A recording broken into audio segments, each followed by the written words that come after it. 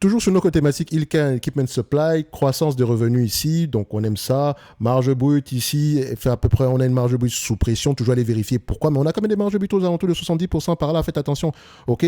Quand je dis sous pression, en moyenne, on a le plus bas été aux alentours de 65%, et là on revient un tout petit peu. N'oubliez pas également que la pandémie est passée par là, on est dans le secteur ici des équipements et fournitures, dans le secteur de la santé, donc toujours remettre les choses dans leur contexte. Qu'est-ce qui s'est passé en 2020? Merci, au revoir. OK? Donc, vous avez compris. Ensuite, on va regarder ici la marge EBITDA. Elle augmente. Je dis bien, elle augmente. Et c'est une entreprise en croissance. Elle n'a que 226 millions de chiffre d'affaires. En termes d'attente ici, revenu, on a combien? Total revenu en médiane, en N+3, on a 267 millions. Pas grand-chose pour la croissance à venir, mais ça reste une croissance assez correcte ici. Si on prend le 200 sur 3 ans ici, si on prend 267 divisé par 226, exposant N+3, donc N+3, on reste à peu près sur une croissance moyenne aux alentours de 6%. C'est pas grand-chose. Donc, c'est-à-dire que ça pourrait être quand même bien plus élevé que ça. Parce qu'en moyenne, ici, sur les dernières années, on a plutôt connu quelque chose alentour des 11% par là. Et encore, je fais même une erreur parce que je devais plutôt prendre ça en yearly. Donc, en yearly, ici, ça nous donne à peu près 219. Donc, ça reste à peu près correct. Bref, je vous laisse aller voir ça. Ensuite, on regarde le nombre d'actions. Est-ce qu'il augmente ou diminue? Le nombre d'actions augmente. Pourquoi est-ce que le nombre d'actions augmente alors que les marges EBITDA sont stables? C'est-à-dire qu'une entreprise qui gagne à peu près de l'argent, elle a des free cash flow positifs. Net income ici vont dans le même sens? Oui. Alors pourquoi est-ce que le nombre d'actions continue à augmenter? Est-ce qu'on fait des acquisitions ici? On vérifie. 1, 2. On en a fait une, mais de 75 millions par là, mais c'était en 2020. Je peux également vérifier le stock-based compensation par rapport aux revenus. Attention. Il est quand même de 3%. Et si on prend le free cash flow ici, on prend même pas les marges nettes ici, qui sont aux alentours de 19%, ça n'explique pas la raison pour laquelle le revenu augmente, le nombre d'actions augmente. Donc, on sait qu'on a des questions à poser ici par rapport à l'augmentation du nombre de revenus. Pourquoi? Excusez-moi, du nombre d'actions. OK? Ensuite, on va regarder le price to earning. Combien de fois les bénéfices? On va payer à peu près 25 fois les bénéfices pour cette compagnie. Donc, je n'ai même pas besoin de faire une médiane par rapport à ça. Je ne paye pas plus que 25 fois. Donc, avec la croissance qu'on a présentement, on pourrait payer ainsi que les marges, sans compter le chiffre d'affaires, c'est une entreprise qui peut, sauf si elle est sur un marché de niche, elle pourrait mériter 25 fois les bénéfices. De toute façon, on affinera le résultat après la lecture des rapports financiers. Ceci n'est qu'une estimation pour déterminer si c'est une entreprise qui mériterait avoir une place dans notre watchlist. De toute façon, pour le moment, c'est le cas. OK? Ensuite, je vais regarder ici la dette nette sur EBITDA.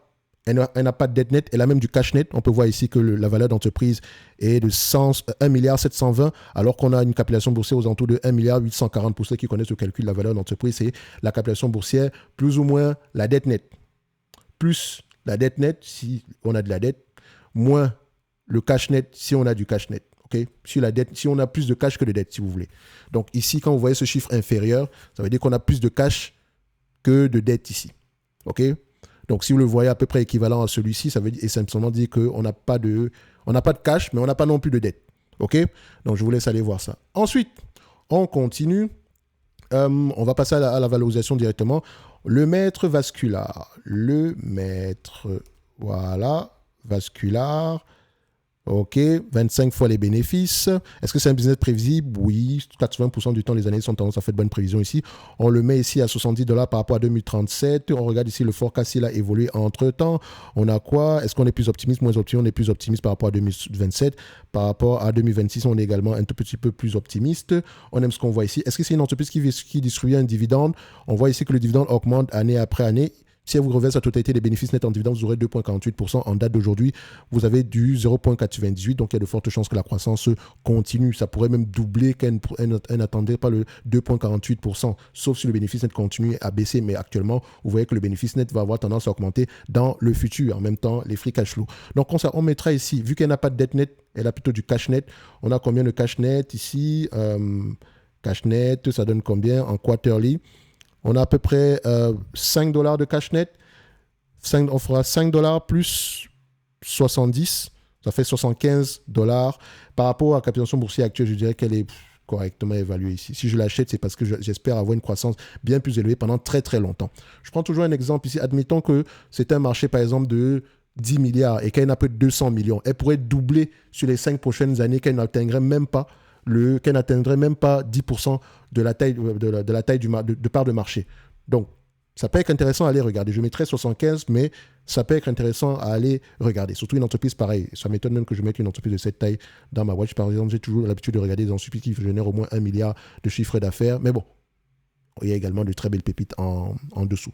Et je pense que le maître vasculaire, ça peut être intéressant à aller regarder. Et comme je l'ai dit, comme vous le verrez, pour ceux qui ont accès à l'analyse concurrentielle, que je mettrai dans le club, le lien vers le club est en description de la vidéo. Ici, l'accès est gratuit. Vous verrez ici que ces entreprises ont généralement un avantage concurrentiel parce que les barrières à l'entrée sont très élevées. Bref, ça, c'est la vidéo de demain, en tout cas.